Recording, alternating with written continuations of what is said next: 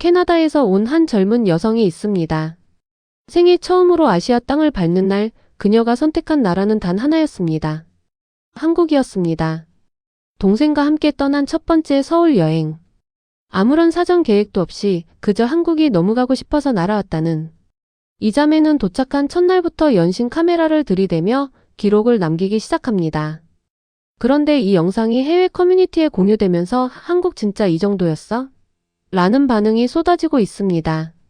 한국인들에게는 너무 평범한 하루가 이 자매에게는 어떤 경험으로 남았던 걸까요? 서울 도착 첫날. 시차 적응도 안 된 상태로 눈을 뜬 그녀는 카메라를 켜고 이렇게 말합니다.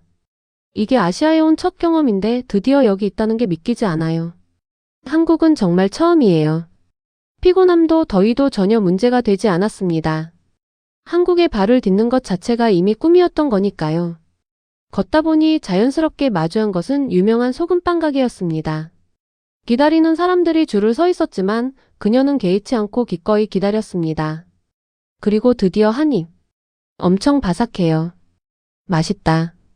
버터향이 진하고 크루아상이랑 비슷한데 밑부분이 제일 맛있어요. 10점 만점에 9점이요. 라며 감탄을 쏟아냅니다.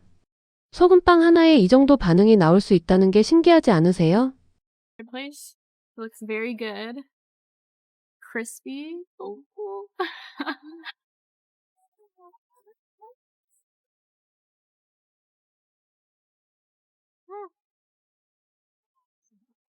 Mm. Yummy. Very like buttery. It's basically a croissant. I feel like the bottom's the best part. The crunchy part. Do you have a rating for it? Like nine out of 10? 9 out of 10, yeah. I think that 한국의 빵 문화는 외국인들 사이에서 이미 조용히 화제가 된 지 오래입니다. 단순히 맛있는 것을 넘어 재료 하나하나에 진심을 담는 한국 베이커리 특유의 정성이 전 세계 여행자들의 마음을 사로잡고 있는 것이죠. 파리의 크루아상이 세계적으로 유명하다지만 외국인 여행자들 사이에서는 한국 베이커리가 그 자리를 넘보고 있다는 말이 나올 정도입니다. 배를 채운 그녀가 다음으로 향한 곳은 카페였습니다. 인근의 오츠 카페에서 말차 아인슈페너를 주문한 그녀는 컵을 들어 올리는 순간부터 눈빛이 달라집니다.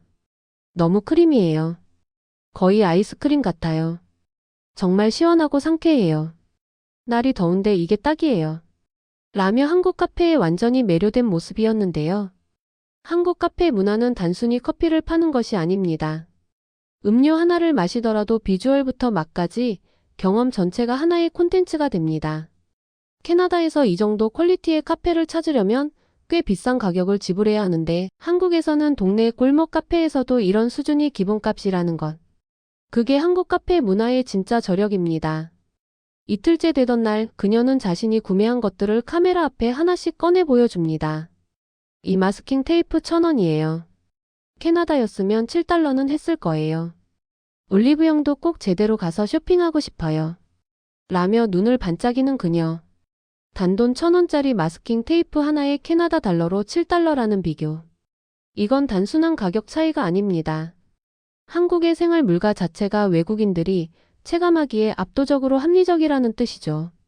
실제로 한국의 다이소는 외국인 여행자들에게 이재명동이나 경복궁만큼이나 반드시 들러야 할 쇼핑 성지로 자리 잡은 지 오래입니다. 둘째 날 버스 투어로 향한 첫 번째 목적지는 덕수궁이었습니다. 어디를 가는지도 모른 채 그냥 탑승했다는 두 자매. 그런데 처음 마주한 조선시대 궁궐 앞에서 그녀는 말을 잃었습니다. 화려한 단청과 처마곡선, 수백 년의 시간을 품은 기와지붕.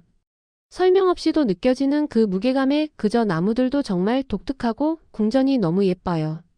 근데 설명을 읽지 않아서 뭔지 모르겠어요.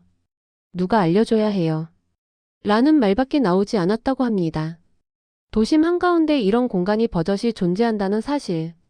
고층 빌딩 숲 바로 옆에 수백 년 된 궁궐이.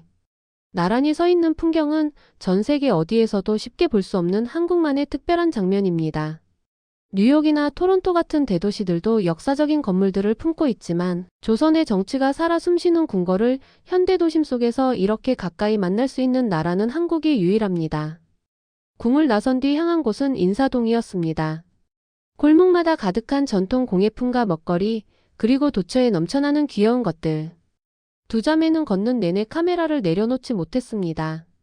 인사동 특유의 전통 분위기 속에서 마주한 한 식당에서 된장찌개와 고등어구이로 구성된 점심 세트를 먹은 그녀는 이날의 최고 음식으로 단연 된장찌개를 꼽았습니다. 된장찌개가 이번 여행에서 제가 먹은 것 중 최고예요. 맛이 너무 풍부하고 얼큰하고 재료도 엄청 많이 들어있어요. 라며 극찬을 아끼지 않았는데요. 된장찌개가 이번 여행 최고의 음식이라니 한국인들은 아마 실감이 잘 안 나실 겁니다. 매일 밥상에 올라오는 그 된장찌개가 이 자매에게는 생애 처음 경험해보는 경이로운 맛이었다는 것이죠. 발효식품 특유의 깊은 감칠맛과 구수한 향. 캐나다에서는 절대 흉내낼 수 없는 한국만의 맛이었을 겁니다. 실제로 최근 해외에서 된장찌개나 청국장 같은 한국 발효 음식이 건강식으로 재조명받으면서 한국 식문화 전반에 대한 관심이 폭발적으로 높아지고 있는 상황입니다. 그리고 이날 두 자매가 발견한 또 하나의 풍경. 인사동 인근에서 마주한 한국의 도심 녹지 공간이었습니다. 고층 아파트 사이로 쭉 뻗은 나무들이 만들어낸 초록빛 산책로. 그 장면 아래 그녀는 짧게 이렇게 적었습니다. 도심 속 녹지 공간 정말 좋아해요.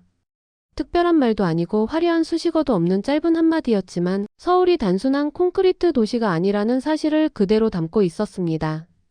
캐나다의 도시들도 자연을 품고 있지만 도심 한복판에서 이 정도 규모의 수목, 산책로를 무료로 누릴 수 있는 환경은 흔치 않습니다. 서울은 그것이 됩니다. 밤이 되자 피곤함에 지쳐 배달 음식을 시켜 먹기로 했습니다. 두 자매가 고른 메뉴는 김밥이었습니다. 소고기, 참치, 야채 3종류를 한꺼번에 주문했는데 배달이 도착하는 순간 눈이 휘둥그레지고 맙니다. 왜 이렇게 많이 온 거예요? 분명히 남길 거예요. 진짜 잔치 분위기인데요? 라며 황당한 듯 웃음을 터뜨리는 두 사람. 캐나다에서 배달 음식을 시키면 늦고 비싸고 양도 적은 경우가 다반사입니다.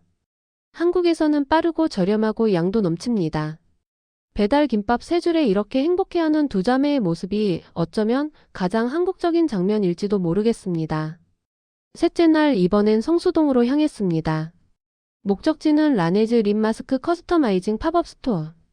비가 쏟아지는 날씨에도 두 자매는 개의치 않고 택시를 잡아 달려갔습니다. 그리고 매장에 들어서는 순간 그 화려한 비주얼에 탄성이 터져나왔습니다. 소용돌이가 생기고 있어요. 라며 두 눈을 반짝이는 그녀. 전 세계 어디서도 쉽게 경험할 수 없는 한국 뷰티 브랜드의 팝업 경험.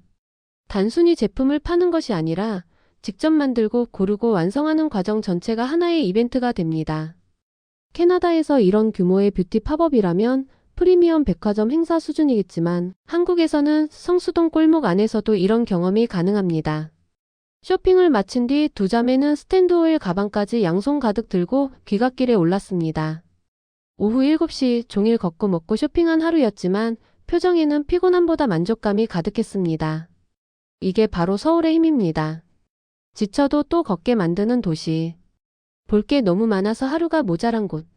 소금빵 한 조각의 바삭함, 된장찌개 한 숟갈의 감칠맛, 덕수궁 처마 아래의 고요한 시간, 성수동 팝업에서의 설렘. 이 모든 것들이 한국인에게는 그냥 평범한 일상이었다는 것. 누군가의 평범이 다른 누군가의 꿈이 되는 나라. 그게 지금의 대한민국입니다. 오늘의 대한뉴스 영상은 여기서 마치겠습니다. 구독과 알림 설정으로 다음에 더 즐겁고 감동적인 영상으로 찾아뵙겠습니다. 시청해주셔서 감사합니다.